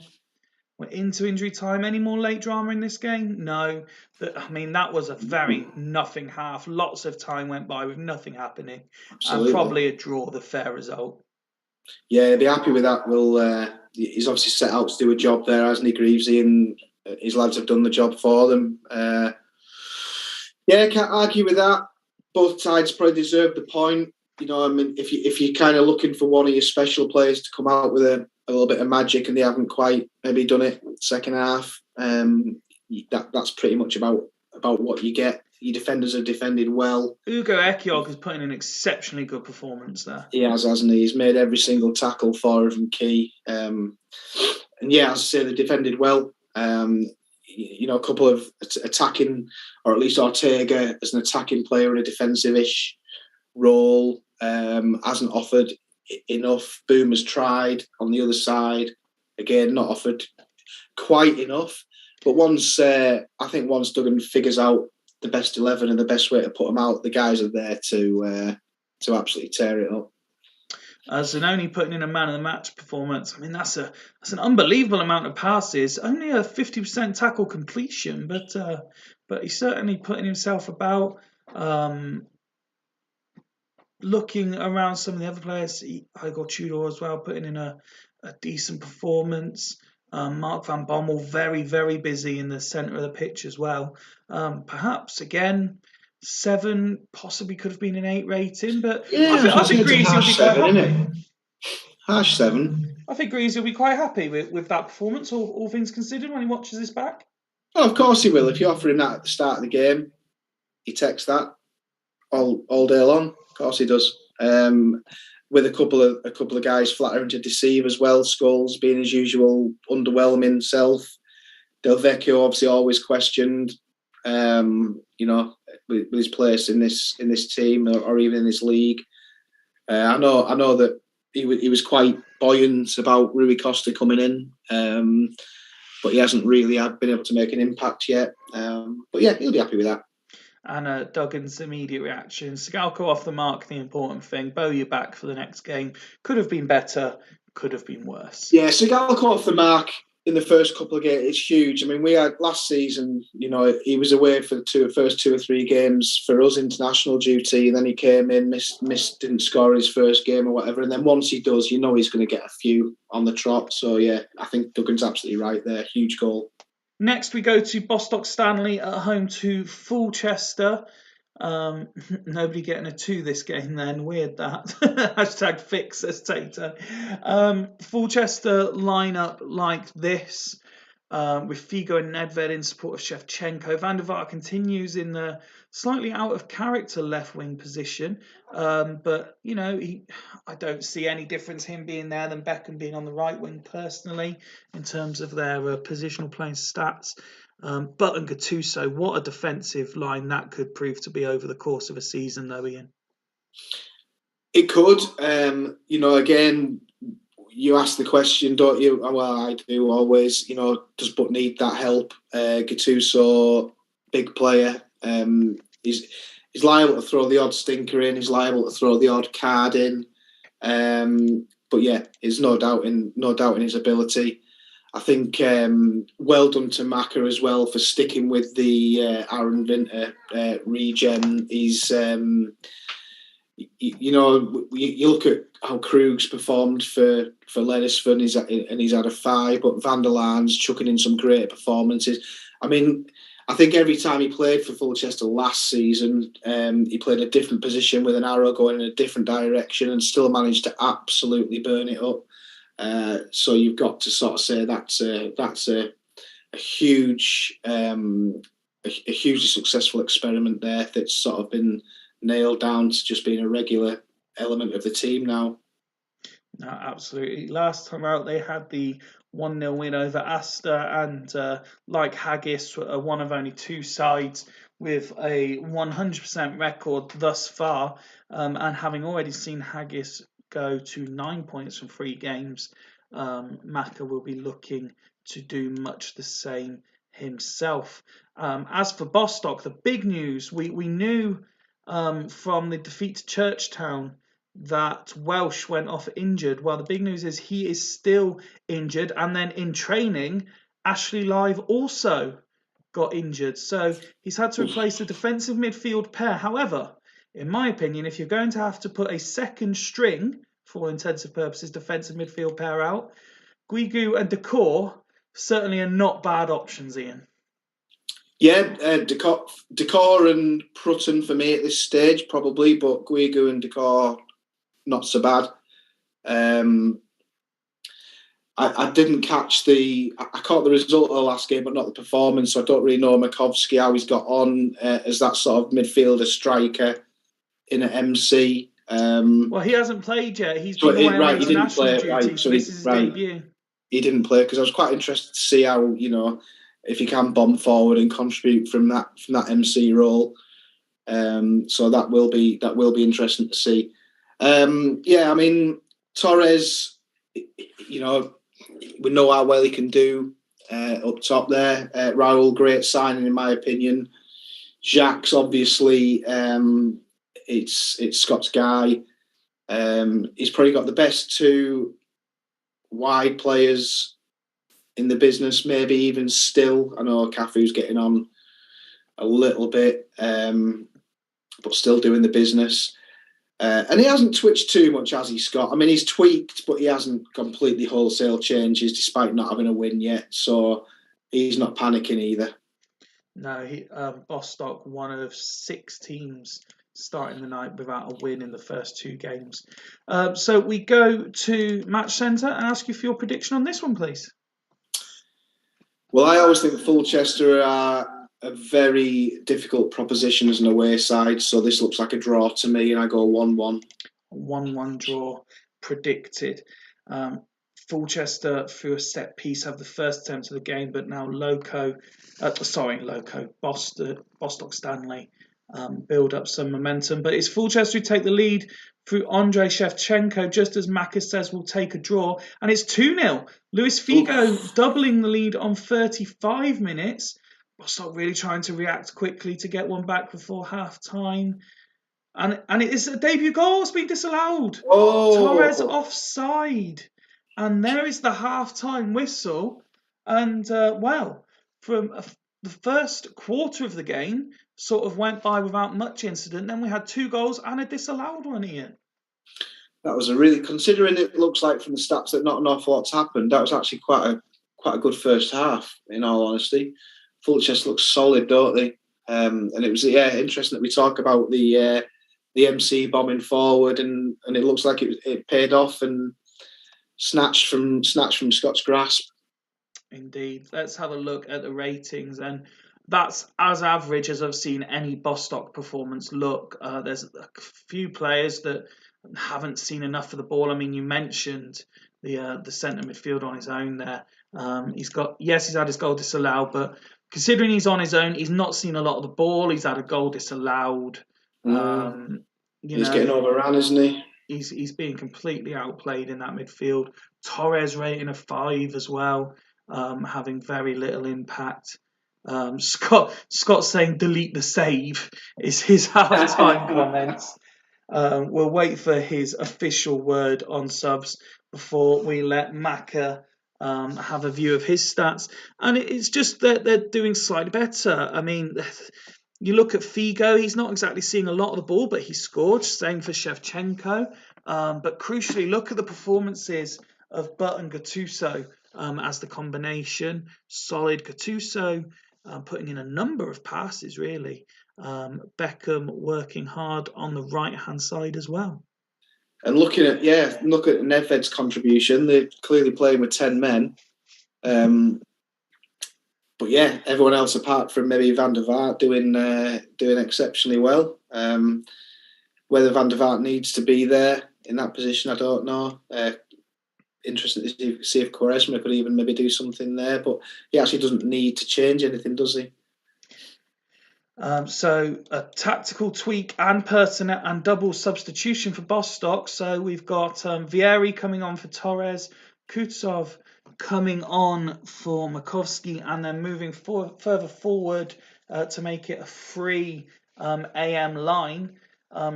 Thoughts on those changes?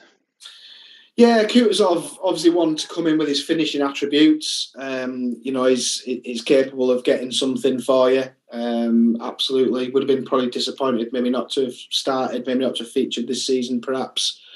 So yeah, three in a row there that are well capable, and the four up top, it'd be hoping they should be able to get something back. Whether they can get 2 back or not remains to be seen. Oh, wow. We'll need more from Cafu and Ziraberto now. Certainly with that gap in midfield. Just alter the arrows. I put them on the AMCs, not the DMCs. There we go. That's the change Scott wanted. No word from Maka if he wants to change anything as of yet. So we'll just give him 10-15 seconds more before we kick off the second half. But 2-0 up, I'm sure he'll be quite content with how things are going just at this moment in time. Yeah, you wouldn't want to change. You wouldn't want to rock the boat there, would you? It's obviously working. And he says as is for me. So we kick off the second half, move towards the hour mark for any further alterations. Bostock are playing their way back into it, and they get one. It's through Vieri. It's now 2-1 as Fulchester get a free kick in an attacking position. Will still, says Maka. Will still what? I do not know. Let's wait to find out. Maybe. We'll still take a draw at this point, is his comment. We're with the home side first, as we wait to see if Scott wants to make his third and final change. Prutton, the only outfield sub he's got, but he may, I don't know, wish to go 1 DM and 1 centre midfielder just to make it even more attacking. Already, Ian, looking at the title picture and saying another goal here, Scotty, would be very useful. I like the ambition. It is only game week 3. As for Fulchester, still winning, but have conceded 1 goal. But they do have a free kick in an attacking position as we pause the game. See if Maka wants to alter this at all. Still with all of his subs available. Looking Nedved on his yellow card, still not rating particularly highly. Would he be a possible candidate? Maybe swap for Ronaldo? Yeah, just as I say that. That is the change that Maka asks for. So we kick off again, 61 minutes on the clock, still 2-1 to Fulchester. And a penalty claim for the away side, but the referee turns it down. Fulchester come forward again. And then 8 or 9 minutes go past with nothing happening. We're into the 80th minute now. Maka already saying good game, Scott. It's not finished yet. And Yepes has been sent off for a dangerous looking two-footed challenge. Wow. Tato, that Diop v Nedved charity bet is looking dreadful for all parties, Maka. Well, John Curtis is very likely to be coming on. Probably for Luis Figo, I'd imagine. 82 minutes on the clock, Ian. Fulchester a goal up, but now a man down. And is that like the fourth red card we've seen tonight? It's been a lot, hasn't there? And this is actually probably the second time in the night I would sub a substitute. You think bring Ronaldo off again? He's been on the pitch 20 minutes. He'd be coming off for me. I wouldn't be taking Figo off with his contribution. No. Well, you're right. He is. It's Ronaldo coming off his 20-minute cameo. Just confirm if you're happy with Figo there, Mac, or if you want him centering up, any arrows, etc. And we'll also let Scott, if you want to make any further tactical tweaks to react to that red card, you're more than welcome to do so as well. If you could drop me a message to confirm. This is going to be a nervy ending now for Maka, isn't it, Ian? It is, but this is obviously where a really strong DM line like Butt and Gattuso really come into their own, isn't it? A couple of tackling machines earning their money. You go into a situation like this a little bit more confident because you got those two guys in there. So Maka's actually gone with the interesting move. He hasn't centralised his AM. He's actually moved Shevchenko to a sort of left striker position. So they're playing as a left and right combo, but with one behind the other. And we're now going Raul up front. Jacques behind. So I mean, you want Kutsov dropping back again? Like that? I don't know what he means he says by that. Scrap that, so we'll cancel that and we'll go again. Leave it. He's gone with nice, clear communication there from the Bostock manager. Let's see what happens then as John Curtis comes on the pitch for the final 10 minutes. I'm managing to snatch defeat for the jaws of victory here, says Maka. 3 minutes to be added on. And we're into those 3 minutes. So much time going by there with nothing happening. And the full-time whistle goes. Brilliant. Bostock making absolutely no inroads when they had the man advantage. And Fulchester make it 9 points from 9 with a 2-1 win away at Bostock Stanley. And their difficult start to the season continues, Ian.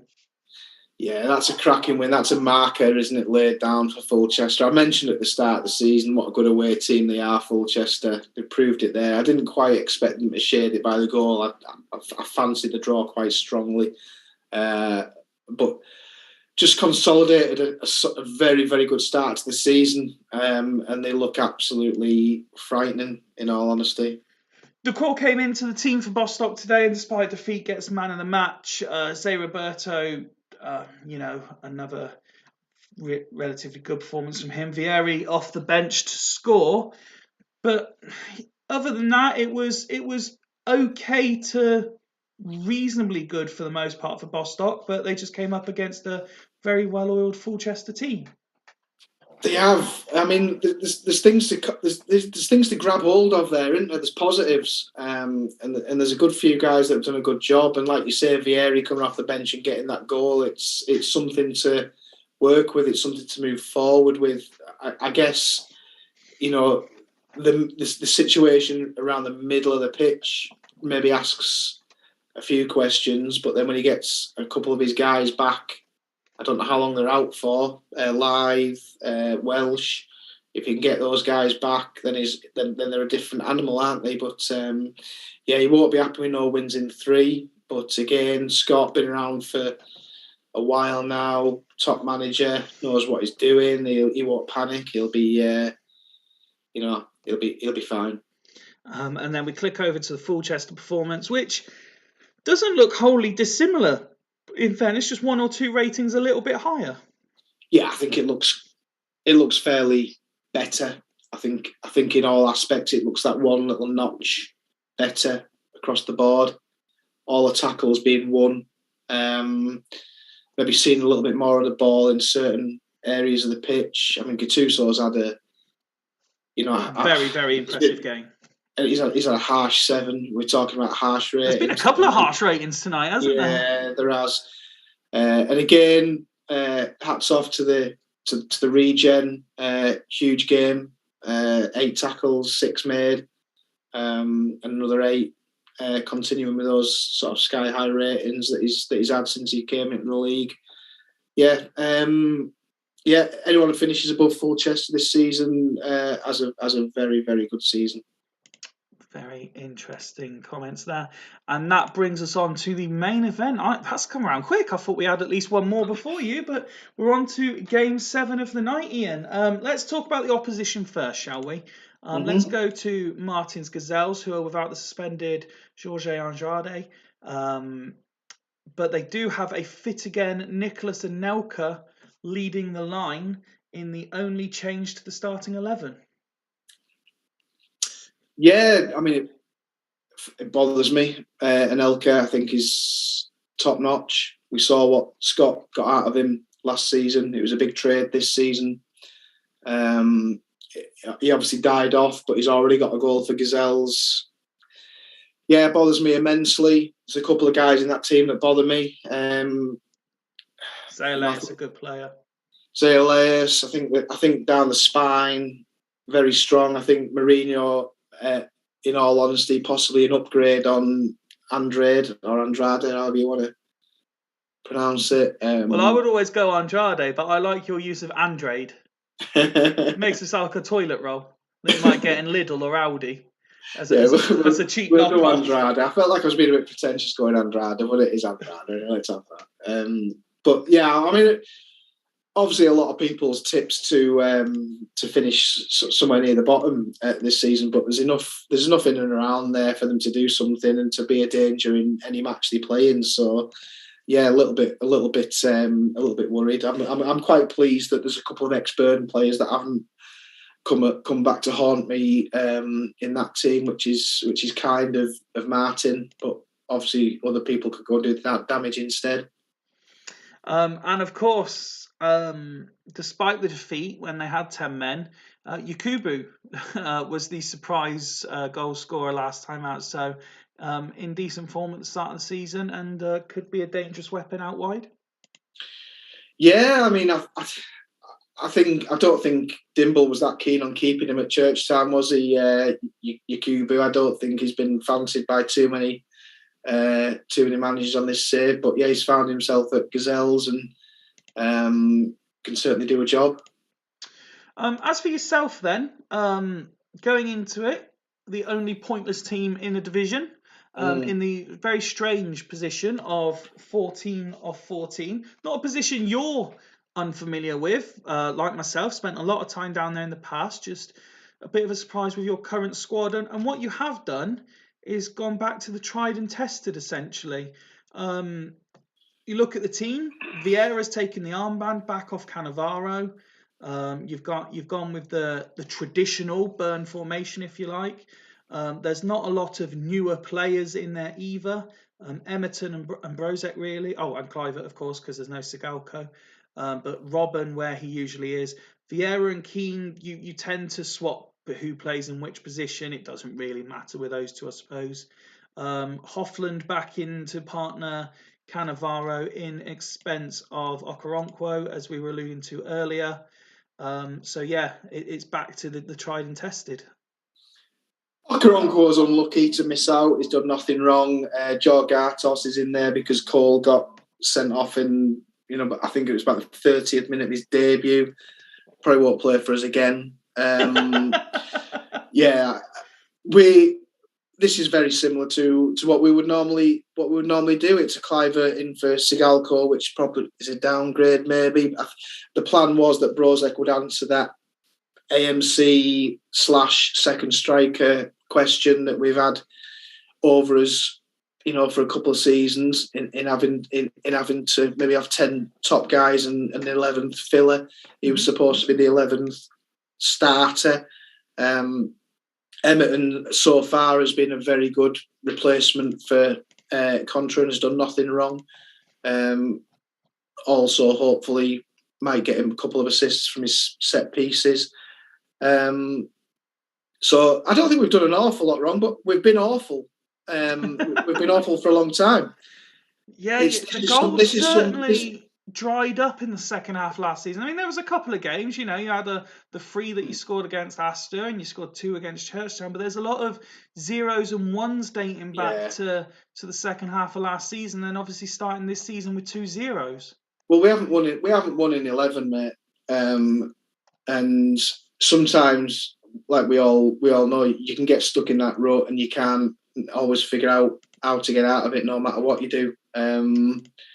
So this is why we have gone back to that kind of title-winning set of tactics, in the hope that familiarity is going to see us through.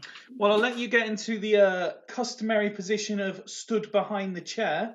I'll give you 20 seconds or so to get there. Oh no, the chair's moved. I forgot you've got a new setup now. I've got a new setup, mate. So now you're not stood behind the chair is stood behind you. Are you in position and comfortable? In position, mate. I'm not very comfortable. Let's kick off the final game of the evening then, as Gazelles pile the pressure on early, looking for a goal. They fail to do so though, and Burn begin their assault coming forward. An early yellow card brandished. A chance and another one, and Northern Burn take the lead on 18 minutes through Patrick Clivert. Big goal that for Burn and for Clivert. And it's Penardi who levels things up on 41 minutes. Not wholly undeserved. Zayaleus goes off injured just before half-time. I don't think I've seen Martin in the chat all night. Does that mean I'm going to have to deal with this? I'm actually going to have to do something. No, it's quite. It's not going to let me do it. No, well, no, quite. It is quite late. So I suppose it's only fair that Martin's not here. See, Zayales is a fairly defensive player, so the obvious answer is Carr. Although I would be more inclined to play Nakata personally. Nakata X Burn, yeah. Fuck it. Oh man. Let's do it. Ian's saying Nakata surely. I'm agreeing. It's what I would do because that's the kind of manager I am. On the stroke of half time. And there is the halftime whistle. I will click on the match stats while Ian brings his chair back over to the desk, takes off his manager hat and puts back on his CoComs headset. But it's an entertaining first half, Ian, as you rejoin me in the studio, and 1-1 at half-time. And I did hear your oh man as I brought on the former Northern Burn midfielder for that injury.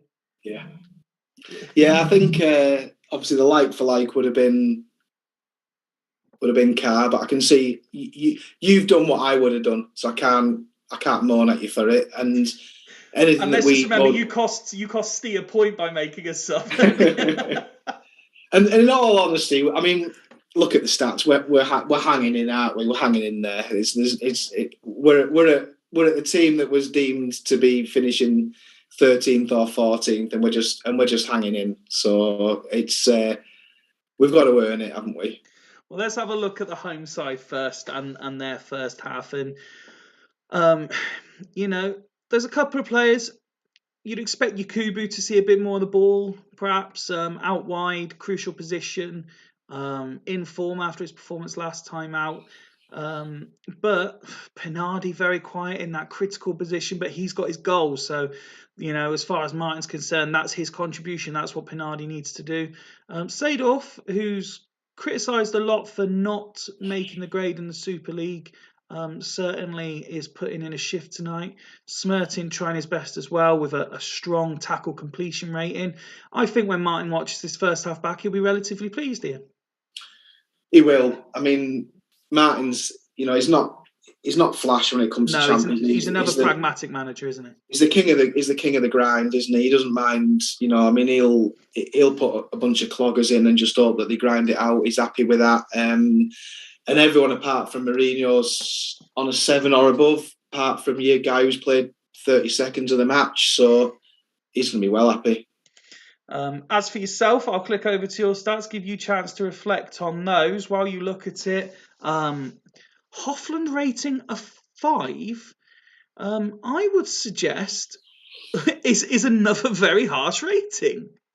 Unless he was at fault for the goal, perhaps, is the only thing I can think. Roy Keane busy in that defensive midfield position. Vieira perhaps not as involved as you'd perhaps expect him to be in that centre midfield position.